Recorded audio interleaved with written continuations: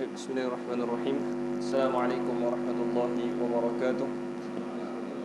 Innal hamdalillah nahmaduhu wa nasta'inuhu wa nastaghfiruh wa na'udzu billahi min shururi anfusina wa min sayyiati a'malina. May yahdihillahu fala mudilla lahu wa may yudlil fala hadiya lahu. Asyhadu an la ilaha illallah wa asyhadu anna Muhammadan 'abduhu wa rasuluh. Amma ba'd. Saya muliakan tuan pengerusi, ahli jawatan kuasa, pegawai dan ahli jawatan kuasa, Surau Pedas Perdana, seterusnya tuan-tuan yang dirahmati Allah Subhanahu wa taala sekalian. Apa khabar tuan-tuan? Alhamdulillah. Moga-moga kita semua di dalam lindungan Allah Subhanahu wa taala. Yang pertama sekali, marilah kita sama-sama merafakkan rasa syukur kita kepada Allah Subhanahu wa taala di atas limpah dan kurnia-Nya yang kita dapat bertemu pada hari ini, walaupun cuaca hujan kan. Jadi ramailah yang tak dapat nak datang. Kawan-kawan wanita pun susahlah sikit hujan ni. Baik. Dah lama tak hujan, alhamdulillah kan. Alhamdulillah. Panas duk marin apa ni? Minggu lepas panas kan. Minggu ni alhamdulillah. Subuh kok tak payah siram-siram lah kan.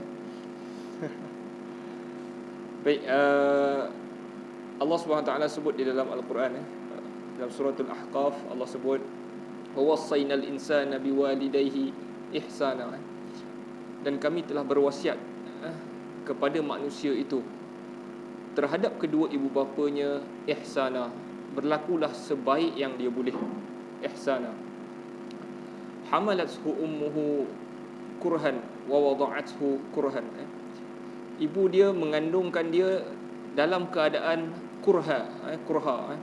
Kurha ni kalau kita belajar fiqh kan, kita belajar fiqh tu, kita ada 5 hukum tu: wajib, sunat, harus, makruh, haram kan. Kurhan tu datang daripada, sama lah perkataan tu, makruh. Apa maksud makruh tuan-tuan? Yang dibenci sebenarnya, walaupun dia dekat dengan haram. Makruh tu maksudnya sesuatu perkara yang dibenci. Kita buat juga makruh kan, alah makruh ya, tapi makruh tu maksud dia dibenci. Okay, Allah kata hamalathu ummuhu kurha, ibunya mengandungkannya dalam keadaan kurha, benci sebenarnya. Ibu mengandungkan, bukanlah benci kan, dia suka anak tu, tapi bila dia mengandung tu lama pun rasa tak sedap, rasa susah, sampai rasa benci, copeklah keluar budak ni. Macam itulah. Hamalathu ummuhu kurha wa wada'athu ummuhu kurha, wa wada'athu kurha, dan dia melahirkan budak tu juga dalam keadaan kurha, maknanya sakit, susah kan. Nak lahirkan budak tu susah kan, sampai rasa benci kan. Kadang-kadang tu bila ibu bersalin tu, dan bonci kau kan, dia cakap kat suami dia kan. Dan bonci kau, dia nak sebab bukan sebab apa kan, dia nampak suami dia relax kan kat tepi tu kan, yang sakit dia kan. Jadi sebab itulah Allah rakamkan benda ni. Ibu dia melahirkan dia pun dalam keadaan kurha, susah, sukar, dan juga rasa nak benci tu. Wa hamluhu wa fisaluhu 30 syahra, ibu dia tadi mengandungkan dia dan bagi minum susu sampai putus susu 30 bulan. 30 bulan. Makna lebih kurang budak tu dalam 2 tahun lah putus susu. Hatta idza balagha ashuddahu, sehinggalah sampai umur dia itu baligh. Balagha ashuddahu maksudnya dia sampai umur matang budak tu, lebih kurang akil baligh lah. Akil baligh mungkin dalam mazhab Syafi'i lebih kurang 15 tahun.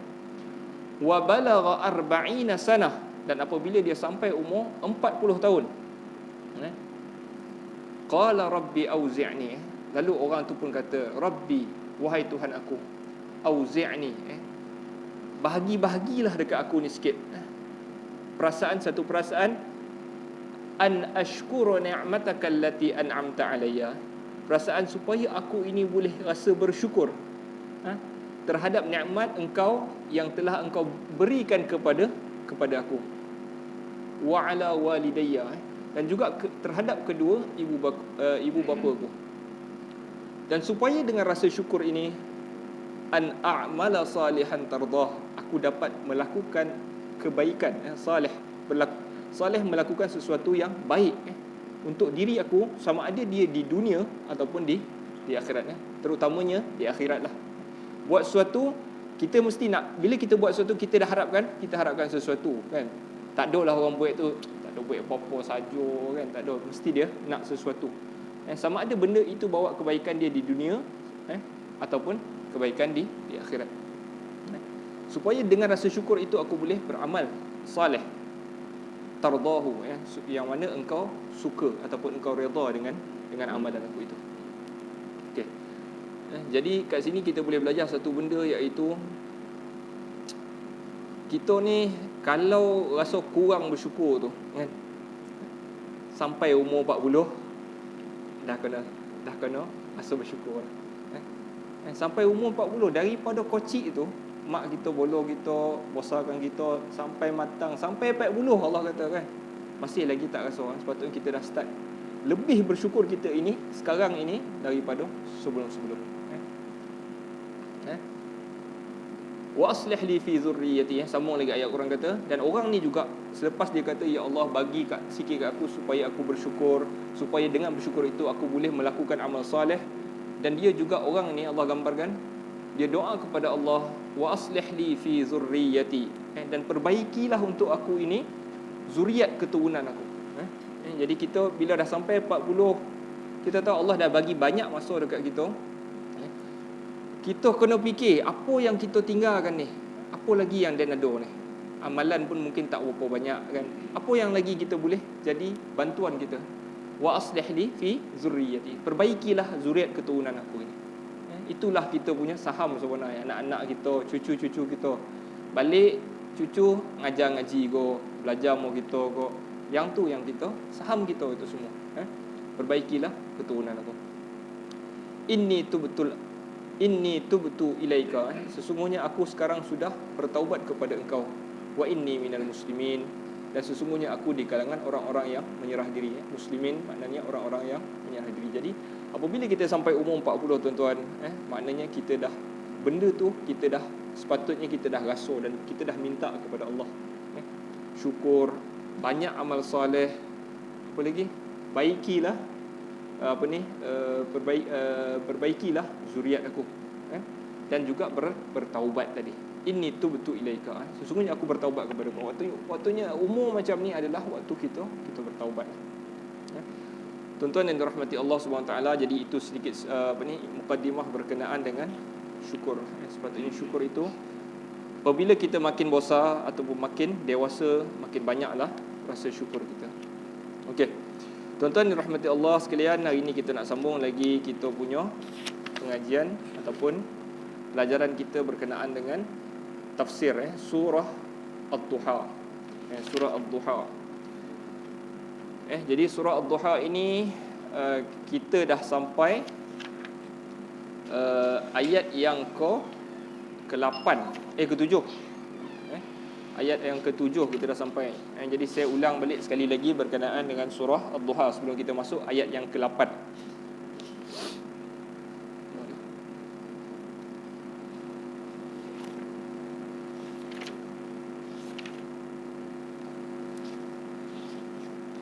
Okey, yang pertamanya wad-duha, demi waktu duha. Wal laili idza saja, dan malam, dan demi malam apabila ia sunyi.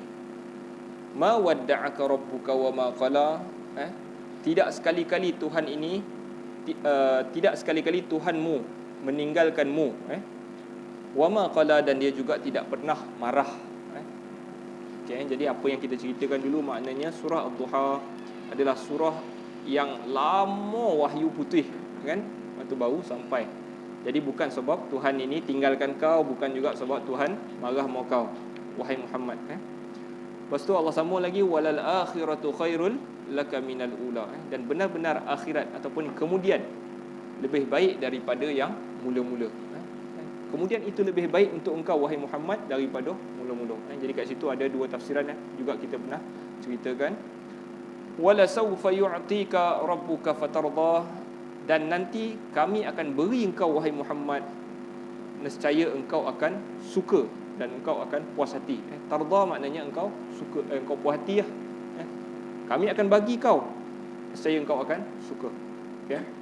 Jadi semualah maknanya apa sahaja yang Allah beri, tapi apa yang kita bagi tahu itu yang paling besar, paling besar apa yang Nabi nak adalah yang Allah berikan kepada Nabi pada hari akhirat esok, apa dia? Syafaat. Syafaat yang terakhir sekali, yang paling besar yang Nabi nak. Okey. Yang tempat-tempat maqam mahmudah, syurga firdaus ni semua Nabi dapat dah. Tapi ada benda lagi yang Nabi nak, iaitu syafaat. Okey. Lepas tu Allah sambung lagi, alam yajidka yatiman fa'awa, tidakkah kami dahulu dapati engkau itu seorang yatim, kemudian dia lindungi engkau, fa'awa, lalu dia lindungi.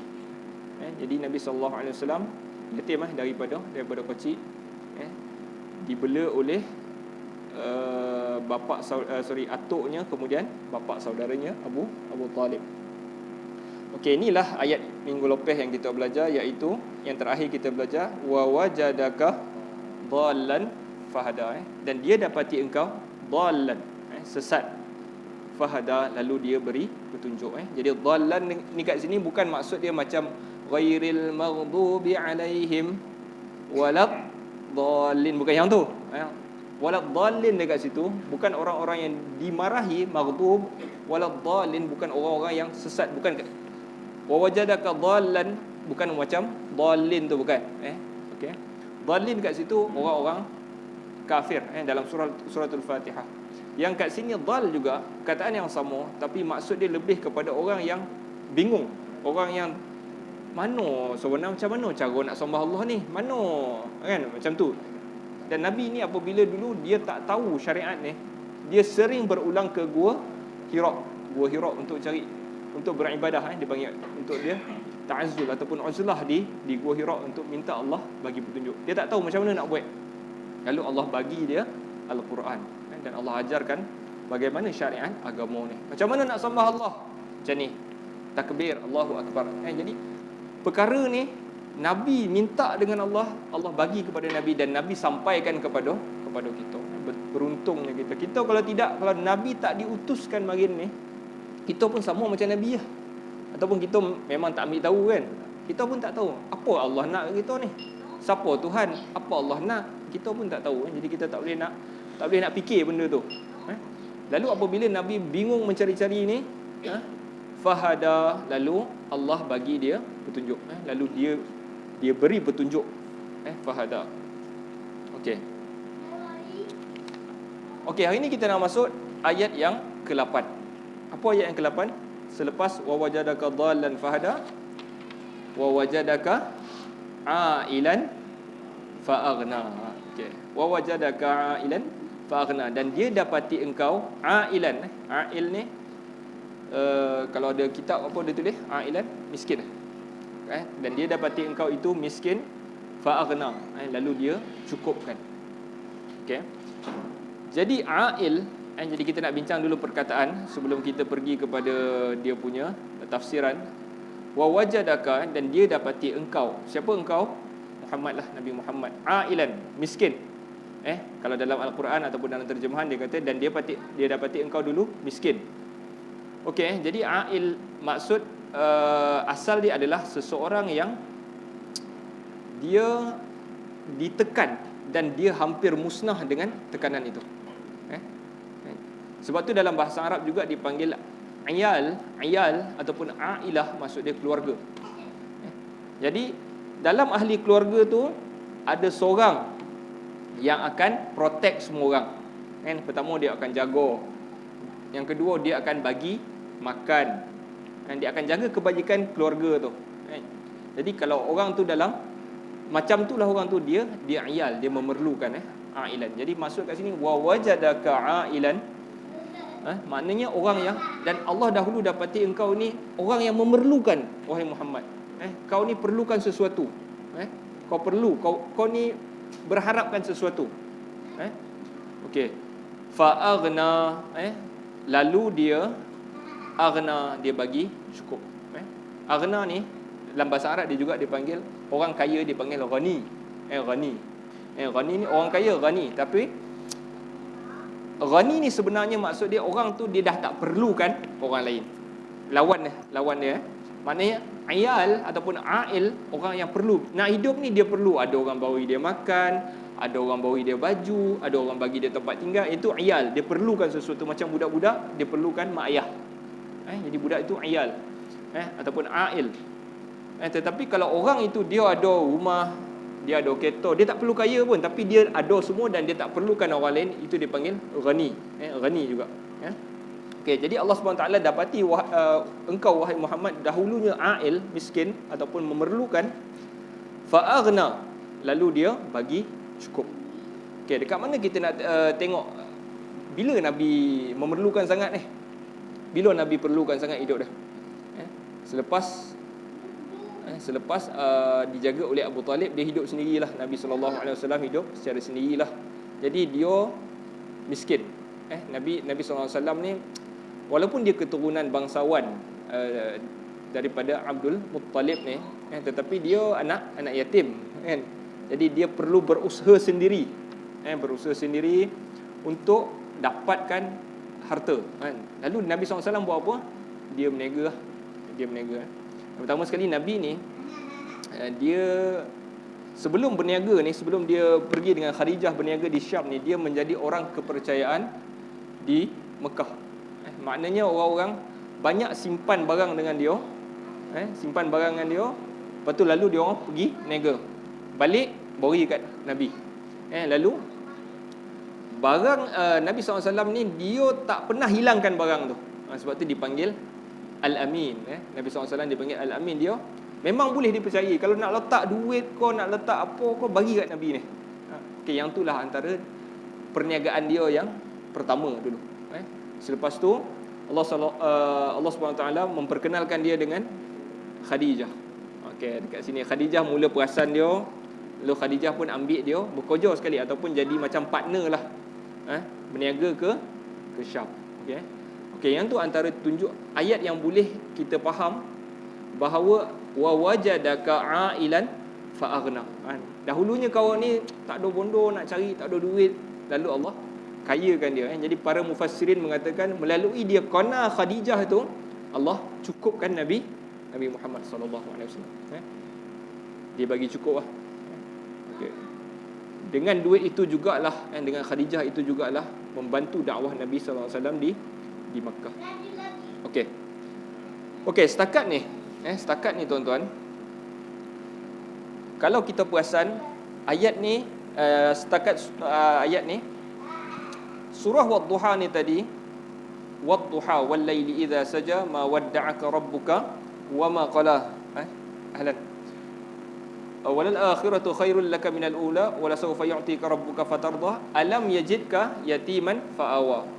Jadi ada 3 pemberian yang Allah Subhanahu Wa Taala beri kat Nabi dah. Tidakkah dahulu kau ni yatim, lalu dia lindung.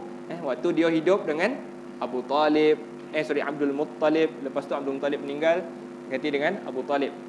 Pertama Nabi ini yatim, lalu Allah lindung. Alam yajidka yatiman fa'awa wa wajadaka dhallan. Nabi ni mencari-cari, fahada, Allah bagi petunjuk. Kedua, pertama yatim, lindung, Allah lindung. Yang kedua sesat ataupun bingung mencari agama, Allah bagi petunjuk. Yang ketiga Allah bagi apa? Wa wajadaka ailan, dahulunya macam susah, miskin, fa'aghna, Allah bagi cukup. 3 bondo. Okey. Jadi dengan 3 bondo yang Allah beri ni tadi, Allah minta lagi 3 perkara. Selepas ayat tu. Apa dia? Fa ammal yatima fala taqhar. Fa ammal yatim fala taqhar. Okey. Fa ammal yatim maksud dia khususnya kepada orang yatim, ataupun khususnya kepada orang yang yatim ini, fala taqhar. Allah kata taqhar, jangan apa maksud taqhar kat situ? Tengking macam tu ya, fa amal yatima fala taqhar, herdik, engkau herdik, macam itulah, tengkinglah.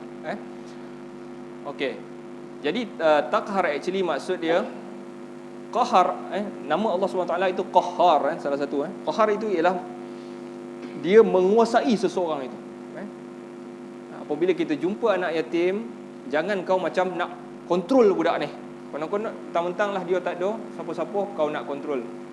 Fala taqhar. Dan takhar juga boleh maksud kontrol budak tu ataupun kontrol orang tu sampai dia rasa hina. Itu maksud takhar.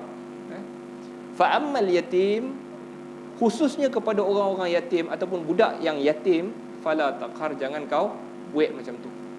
Fala taqhar. Kontrol dia dan rasa buat. Pun ayat dalam tafsir ni dia kata tongking ataupun herdik dia kan. Jangan buat macam tu sampai dia rasa. Jangan. Sebab Allah SWT dah tunjukkan kepada engkau wahai Muhammad, dulu kau pun yatim. Siapa bola kau? Sebelum ayah dan mak Nabi meninggal, Halimatus Sa'diyah bola dia kan. Lepas tu ada orang jaga Nabi. Sentiasa ada orang protect kau wahai Muhammad. Jadi apabila kau dah besar ni ataupun kau dah umur kau dah besar, kau jangan pandang budak-budak yatim ini dan jangan buat macam tu. Fala taqhar. Jadi Al-Quran ni bukan turun kepada Nabi Muhammad. Maksudnya turun kepada memang bukan untuk dia kan. Juga untuk kita semua. Fala taqhar. Jangan kita buat macam tu. Okey. Apa lagi? Okey, jadi apa bentuk yang Nabi SAW pernah buatlah ketika baginda SAW terhadap dengan anak-anak orang yatim ni, apa bondo yang dia pernah buat. Antaranya anak kepada Abu Salamah. Abu Salamah ini suami kepada Ummu Salamah. Ummu Salamah tu siapa? Isteri Nabi. Dahulunya Ummu Salamah ni dengan orang lain. Dan lepas Abu Salamah ini mati syahid, Nabi nikah dengan Ummu Salamah ni. Abu Salamah ni meninggal di dalam perang Uhud.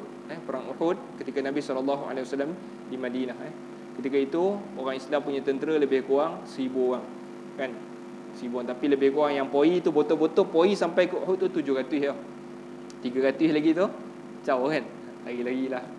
Biasalah macam tu. Okey, lawan dengan orang Quraisy daripada Makkah lebih kurang 3,000.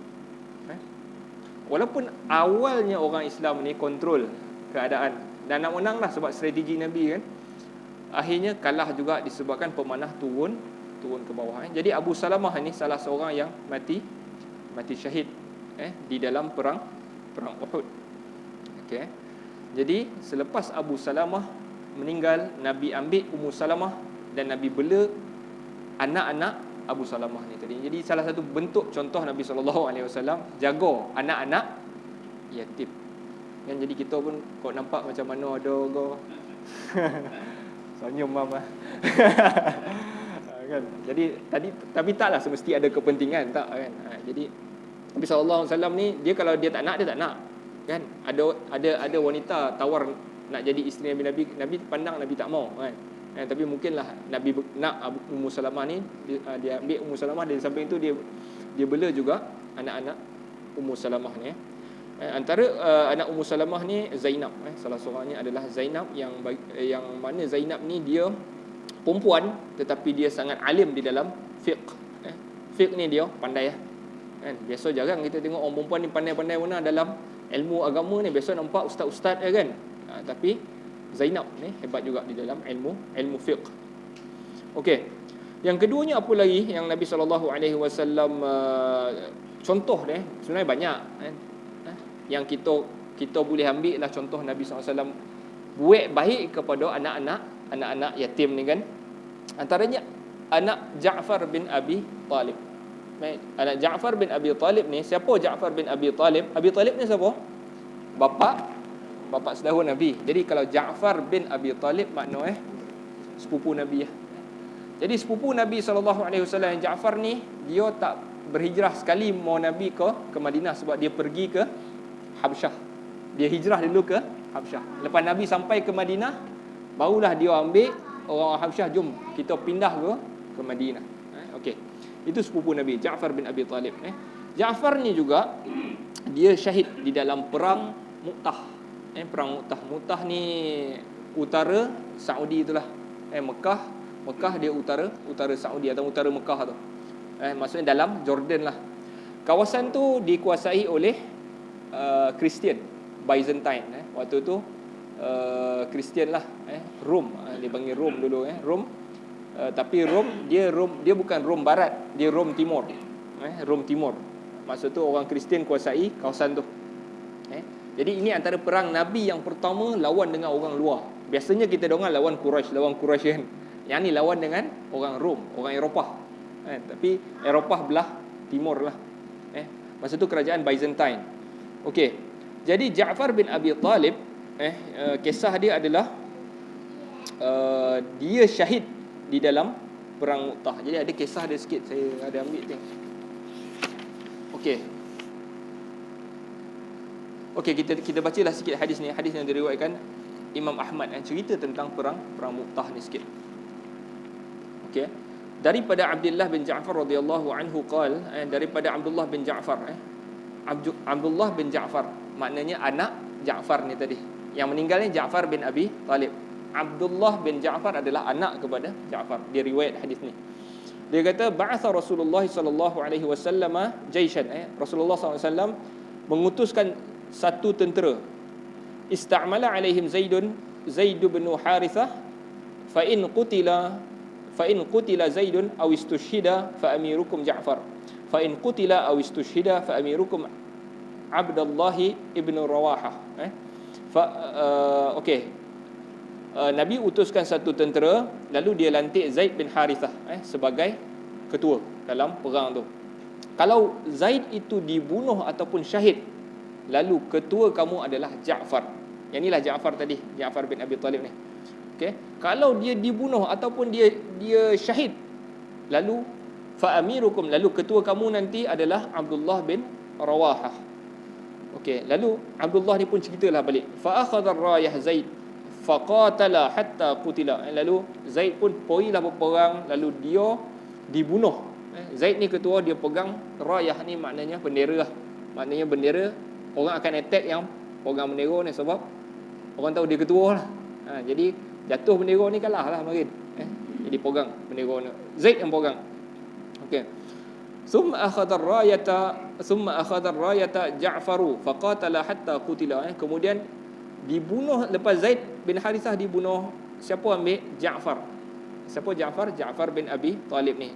Lalu dia pun berperang sehingga dibunuh. Thumma akhadhaha Abdullah bin Rawahah. Kemudian Abdullah bin Rawahah pun ambil bendera tu, lalu dia pun berperang sehingga dia dibunuh. Thumma akhadha ar-rayah. Kemudian rayah itu tadi ataupun bendera tadi diambil oleh Khalid ibn al-Walid. Khalid ibn al-Walid ambil bendera tu, fa fatahallahu alaihi. Lalu Allah pun bagi menang. Jadi Khalid bin Walid, perang Mu'tah ni tuan-tuan, orang Islam 3,000, Kristian Byzantine 200,000. 3,000 lawan 200,000. Tapi perang dulu bukan macam perang sekarang. Dia habis-habis lah. Dia tak ada berlarut-larut kan. Macam sampai di Iraq 2 tahun perang, berpuluh tahun, 10 tahun di Iraq. Dia bukan macam sekarang lah. Maksudnya habis-habis lah. Habis seminggu, habis 2 minggu, habis lah. Jadi macam itulah lebih kurang perang. Lalu dengan Khalid bin Walid, tentera yang 3,000 ini tadi menang lawan 200,000.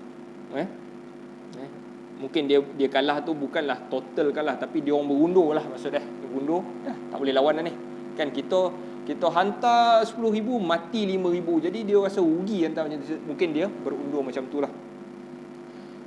Okey, apa tadi?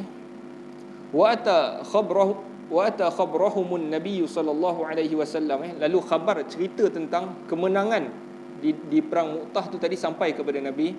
Fa kharaja ila nasi. Lalu Nabi SAW keluar bagi tahu kepada orang ramai. Fa hamidallahu wa athna alaihi. Kemudian Nabi pun puji Allah dan ucap syukur kepada Allah. Athna alaihi, puji yang berulang-ulang. Inna ikhwanakum laqaw al-adu. Sesungguhnya saudara-saudara kamu itu bertemu dengan musuh. Wa inna Zaidan akhadha ar-rayah faqatala hatta qutila.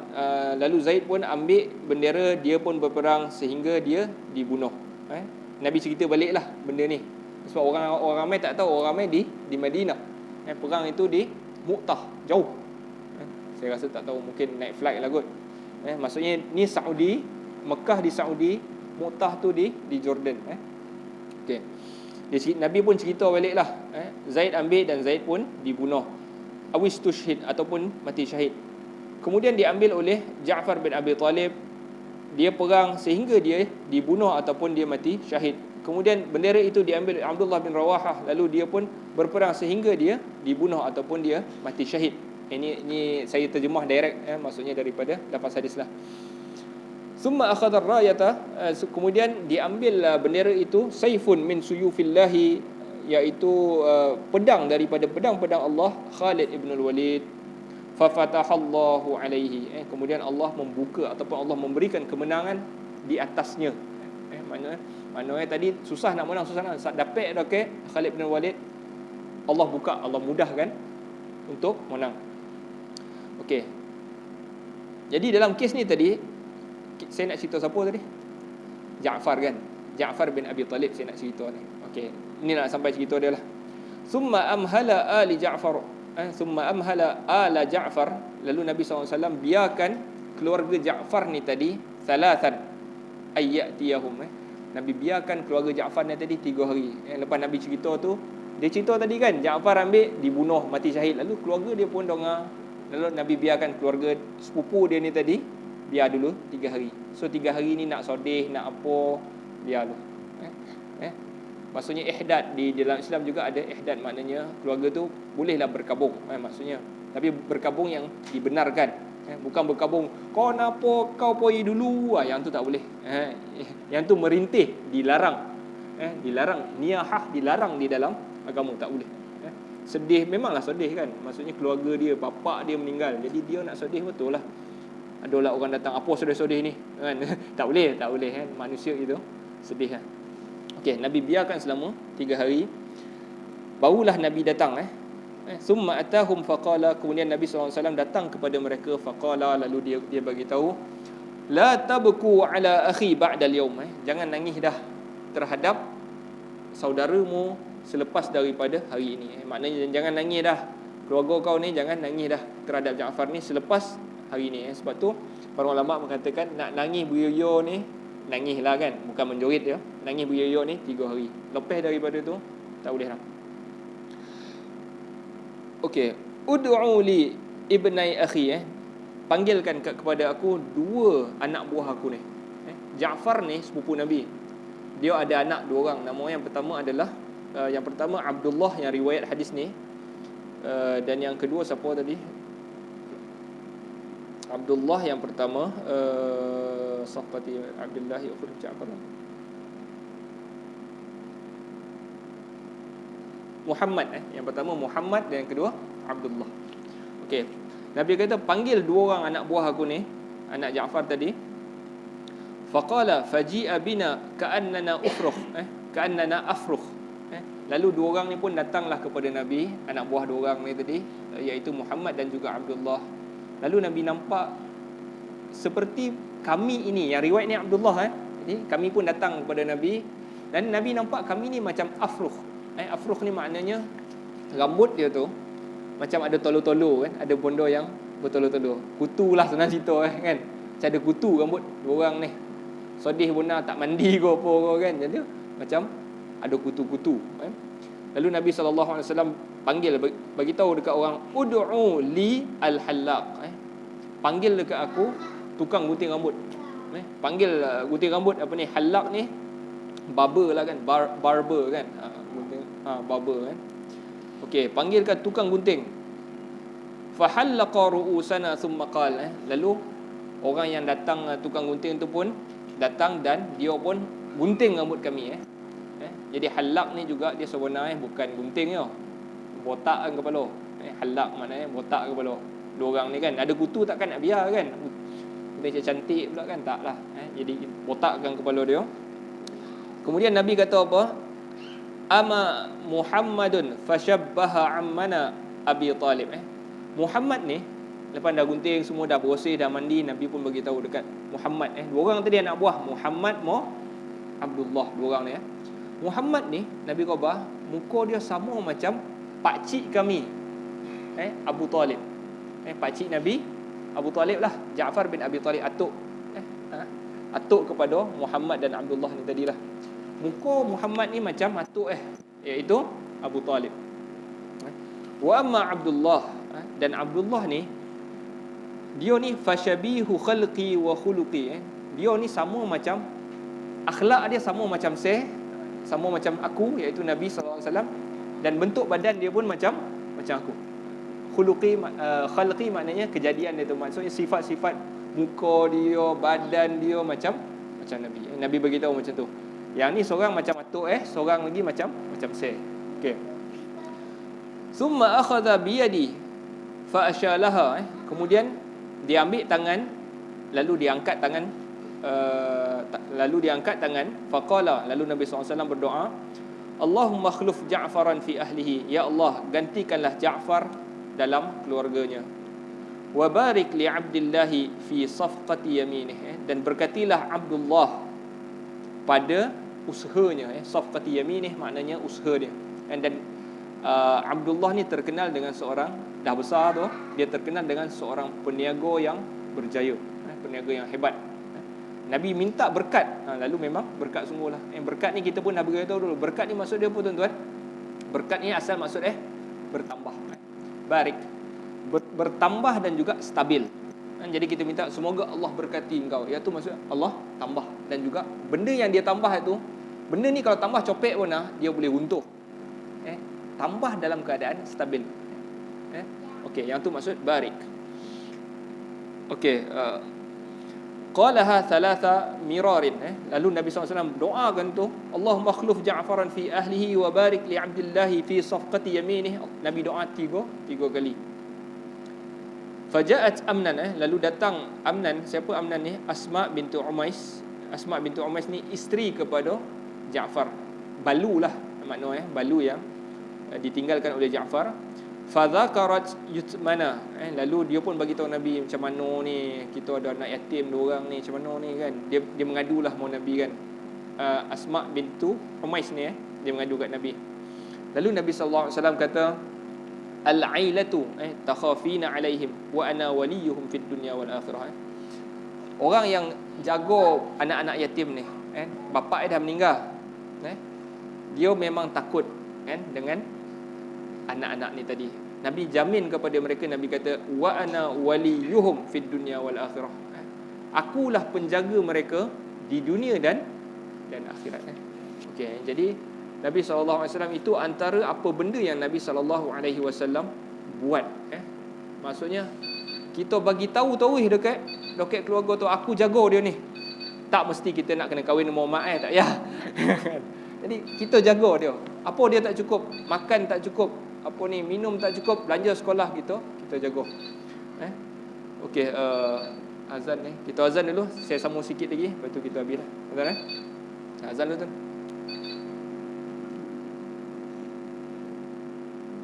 Masuk kan? Kan takut jam ni copek ke? Nah. Oh, sabar. Tak.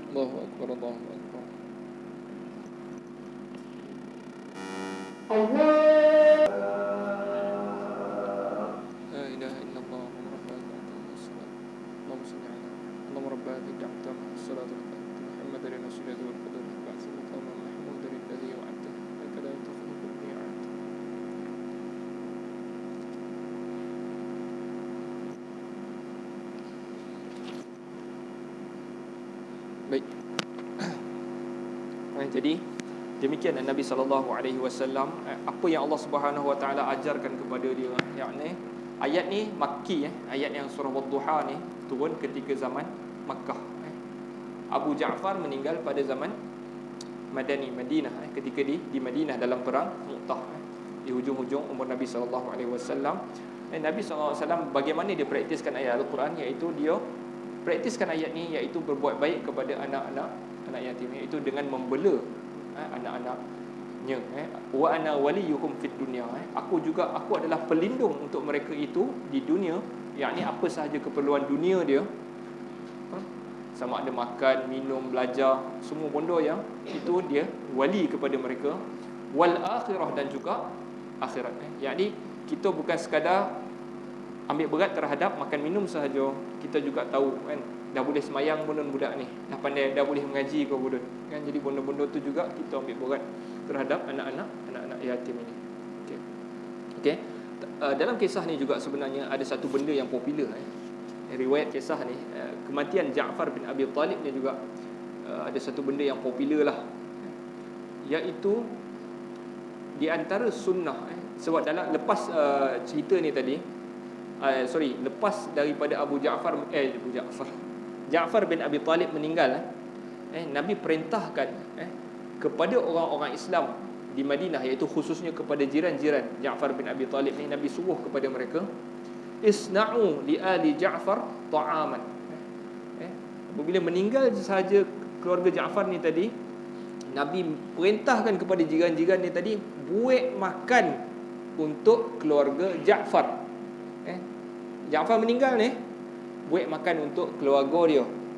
Fa in faqad atahum amrun yashghuluhum atau yashghaluhum. Sesungguhnya telah datang kepada mereka perkara yang mereka disibukkan dengannya. Lalu masuk dekat sini, apabila ada orang meninggal, bukan kita pergi rumah dia, kita tibai makanan dia, apa lagi bawa keluar semua nasi itu kan. Yang ni pernah jadi polemik di Malaysia lah. Maknanya orang yang kata macam kenduri itu kan.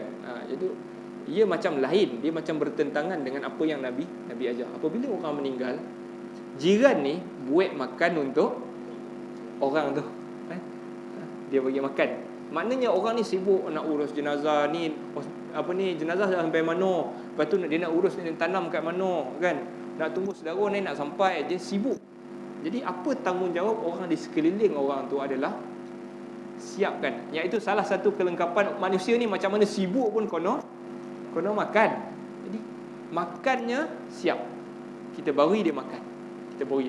Sebab tu soalnya ada satu surau di Pilah atau macam tu lah, dia memang dia bagi dah. Maksudnya keluarga tu kalau meninggal, surau tu dah sponsor dah.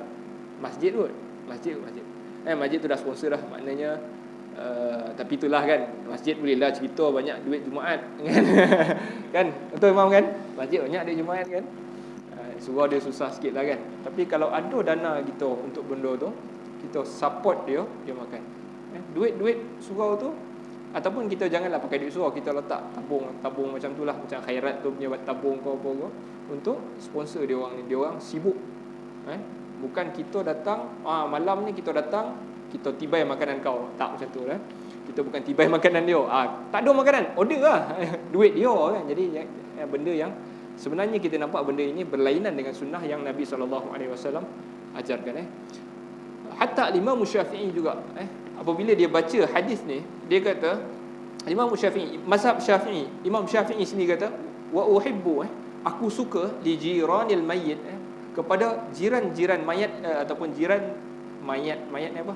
Arwah lah, jiran arwah ni tadi, au zil qarabati, ataupun keluarga si mati ni tadi, ay ya'malu li ahli al-mayyit, menyediakan kepada keluarga mayat ni tadi, fi yaumin yamutu wa lailatuhu, fi yaumin yamutu wa lailatihi ta'aman, menyediakan makan untuk orang yang keluarga si mati ni siangnya dan malamnya. Orang tu sekali lah kan. Orang makan bukan sekali tuan-tuan dalam sehari, betul dia makan pagi, tengah hari, malam kan. Jadi kita pun dia mati sekali kan. Jadi mungkin kita boleh bersatu di kalangan jiran-jiran. Kau okey, tim ni siapkan dia punya pagi, yang ni tim malam, tim pagi esok kan. Yang tu yang kita sediakan untuk dia. Ta'aman yushbi'uhum, makanan yang boleh mengenyangkan mereka. Fa inna dzalika sunnah, demikian itu adalah sunnah. Sunnah itu kita bantu, dan itu panggil dalam bahasa orang putih dia panggil empathy. Dia bukan sekadar simpati. Simpati tu, oh sian kat kau kan, sian, itu simpati. Empathy ni kita buat sesuatu yang boleh bantu dia lah. Kita macam duduk sekali, kalau aku sekarang ni mati apa yang dia nak, kan? Kita nak orang siap untuk kita lah, kan? Adalah orang bantu sikit. Ini kita lah fikir mana nak tanam kubur, mana nak siap jenazah, mana van, mana tukang gali, makan orang pun nak kena fikir pula, kan? Jadi kita bantu salah satu daripada perkara yang menyibukkan mereka itu. Termasuk jugalah perkara-perkara yang Nabi kata amrun yashghuluhum, perkara yang menyukarkan mereka, yang menyibukkan mereka. Apa yang dia sibuk? Benda-benda tu kan tadi kan, van nak cari kau, doktor kau, polis report kau, kita bantu benda tu. Kita ringankan beban dia, kita ambil kita punya tanggungjawab, kita ambil kita punya peranan kita. Ya ba'atsu bihi ilaihim, dihantarkan kepada mereka. Yang ni cerita pasal makan lah. I'anatul lahum, bantuan, i'anatan lahum, bantuan kepada mereka. Wajabran liqulubihim, dan supaya menguatkan jantung-jantung mereka, kan. Dia bila kita buat macam tu, orang keluarga mayat ni akan rasa dia tak berseorangan lah. Dia tak berseorangan dalam menghadapi kematian ni. Dia ada orang-orang yang empathy ataupun kesian dekat dia. Fa innahum rubbama ishtaghalu bi musibatihim, sesungguhnya mereka ini boleh jadi sibuk dengan musibah mereka. Wa bima yati ilaihim, dan juga sesiapa yang datang kepada mereka. Bila ada orang mati ni, saudaralah, jiranlah, kawanlah, jadi dia sibuk tu tuan-tuan. Jadi kita, peranan kita sebagai orang yang terdekat, walaupun kita tak ada hubungan silaturahim dengan dia sangat, hubungan yang ni, hubungan keluarga tak ada, tapi kita orang yang dekat dengan dia. An islahi ta'amin li anfusihim, untuk siapkan makanan untuk diri mereka. Okey, jadi ini waqala San'ani fihi dalilun ala syara'ati inasi ahli al-mayyit bi san'i ta'ami lahum lima hum fi min asy-syughli bil mauti. Okey, San'ani kata sesungguhnya ini adalah dalil pensyariatan untuk inas, yakni kita panggil menyantuni keluarga si mati ni tadi, menyediakan makanan untuk mereka kerana mereka ini sibuk dengan kematian, urusan kematian. Lalu dia tulis kat sini, orang mathalul mu'minina fi tawaddihim wa tarahumihim wa ta'atufihim mathalul jasad idza ishtaka minhum adwun tada'a lahu sa'irul jasadi bis-sahri wal humma. Perumpamaan orang-orang yang beriman itu dalam kasih sayang mereka, sayang menyayangi mereka, sayang menyayangilah. Seperti mana satu jasad, seperti mana satu badan. Apabila suatu anggota mengadu sakit, satu badan tada'a, satu badan ini tak boleh nak, satu badan itu akan berjaga malam dan satu badan juga akan demam. Yang ni kalau kita sakit tangan kan, tangan sakit, tangan tu je sakit, yang lain okey, tapi satu badan yang lain juga akan rasa nak demam dan tak boleh nak tidur, kan. Satu badan akan rasa. Jadi begitulah perumpamaan orang-orang yang beriman terhadap orang mukmin yang lain. Yang ni mereka itu rasa sakit tu. Jadi kita pun buat makan untuk mereka. Jadi tuan-tuan, wallahu ta'ala alam, saya ingat sampai sini dulu. Ni kalau sambung satu ayat lagi kita kan, ni satu ayat ni. Wa fa'amal yatima, dua ayat lah, 8 dan 9 dua. Wa wajadaka a'ilan fa'aghna fa'amal yatima fala taqhar. Dan diakhiri dengan bagaimana kita menyantuni anak-anak yatim. Wallahu ta'ala alam. Soalan tuan-tuan? Tak ada kan?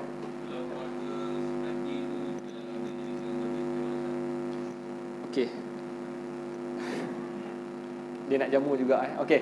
Yang pertama sekali, sunnah yang ni adalah sunnah yang dilakukan oleh baginda ataupun yang diajar oleh baginda Nabi sallallahu alaihi wasallam. Apabila berlaku sesuatu peristiwa, Nabi ajar macam ni. Okey. Suatu masa dalam kes yang macam tuan cerita ni, maknanya ada keluarga yang kita ada duit, kita bayar lah, kan? Okey. Dia menyiapkan makanan ni ada dua isu sebenarnya di sini, kan. Isu yang pertama, sunnahnya okey, kita yang jiran ni beri makan, kan. Kita tak nak beri makan, dia orang kaya, dia siaplah makan untuk kita, kan. Jadi kat situ hilang satu perasaan simpati tadi, simpati. Maknanya dia dah mati, dia agak keluar duit walaupun dia kaya. Tapi dia tak dapat rasa kasih sayang kita tu. Itu yang pertama. Yang keduanya, apabila Nabi ajar sunnah, satu sunnah, kita buat sebaliknya, kita panggil khilafus sunnah. Okey. Mana sepatutnya orang kaya tu tadi, sepatutnya dia salurkan duit dia, bukan dia salurkan duit dia dekat situ. Iaitu beri makan waktu waktu keluarga dia mati, dia jamu orang makan. Yang tu sepatutnya bukan kat situ dia salurkan. Sepatutnya dia salurkan terhadap perkara-perkara yang lebih aula, aula di dalam agama ni lah. Maknanya contohnya dia boleh gunakan duit dia untuk membangunkan apa-apa sekolah, madrasah ke. Dia nak gunakan duit dia macam tu, sekolah ke, dia nak gunakan duit dia tu sebagai nak derma kepada masjid, perkara yang lebih utama. Bukan, maksudnya event tu tadi, itu bukan aulawiyat dia keluarkan duit dia. Kalau dia nak jamu juga terpulang lah, tetapi kita nak beritahu kat situ khilafus sunnah lah. Dia tidak sama dengan apa yang Nabi SAW ajar. Dia kalau benda ni dah jadi budaya, tuan-tuan, mana kalau kita dah biasakan, sebab tu orang kata biasakan yang betul, bukan apa, betulkan yang biasa, biasakan yang betul, betulkan yang biasa, biasakan yang betul. Maknanya kalau masyarakat tu dah biasa dengan benda tu, orang kaya ko, orang miskin ko akan buat benda yang sama. Jadi benda ni isu sikit lah. Saya pun malas sebenarnya nak cakap, tapi kan dia ada orang tak suka apa lah kan.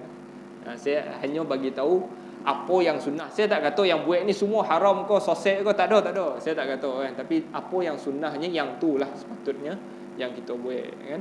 Jadi orang-orang yang menguasai satu-satu institusi dalam satu kawasan tu kan, contohnya dia ada surau, mungkin dia ataupun dia ada satu masjid, dia boleh fikirkan inisiatif yang baik lah, supaya membudayakan yang betul. Dalam agama ini, man sanna fil Islam, sesiapa yang memulakan suatu sunnah di dalam Islam, sunnatan hasanatan, suatu benda yang sunnah ataupun benda yang baik, falahu ajruhu wa ajru man falahu ajruha wa ajru man amila biha ila yaumil qiyamah. Maka dia dapat pahala tu, dia dapat pahala hari tu. Biasanya orang buat macam ni, tak ikut sunnah, dia tukar jadi ikut yang Nabi ajar macam ni, dia buat macam tu. So lepas tu orang ikut.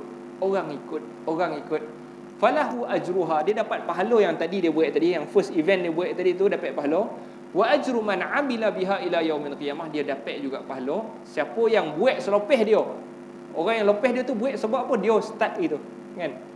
Ila yaumil qiyamah, sampailah hari kiamat. Yang tu kita panggil good investment, kan? Itu adalah pelaburan yang baik, kan? Kita buat memula apalah orang korban macam-macam, tapi akhirnya kita dapat pahala di atas usaha tu tadi, kan? Kita jangan, kita bila dah buat satu benda, kita nampak dia tak sama dengan apa Nabi buat, kita pun cari dalil bagi sama je, bagi boleh juga. Yang tu tak kena lah, kan? Yang patutnya kita cari macam mana nak buat macam Nabi bagi. Itu patutnya apa yang kita buat lah. Ada soalan, tuan-tuan?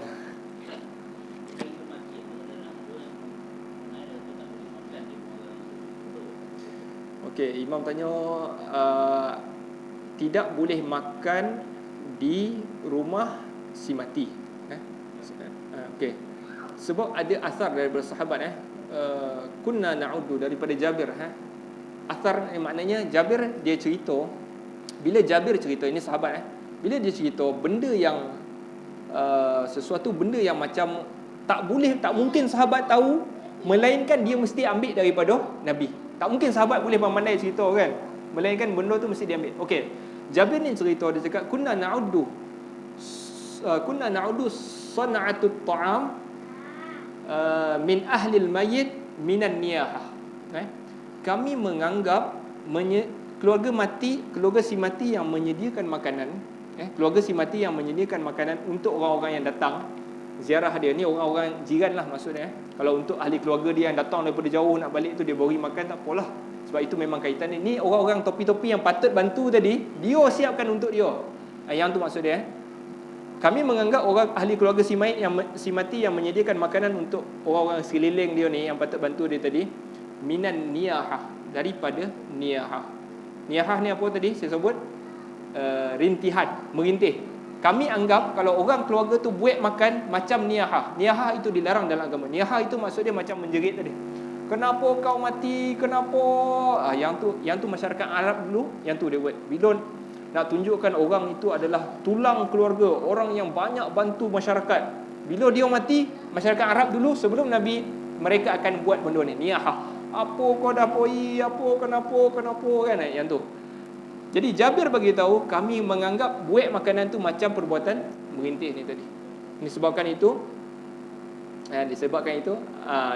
benda tu adalah tapi dia adalah athar lah. Wallahu taala alam kan. Wallahu taala alam. Saya tak ada stand sangat dekat sini. Maksudnya kita hanya menyampaikan bondo yang seperti mana Rasulullah sallallahu alaihi wasallam buatlah. Yang tu je lah. Okey, tuan-tuan, tak ada kot. Banyak nak soalan bahaya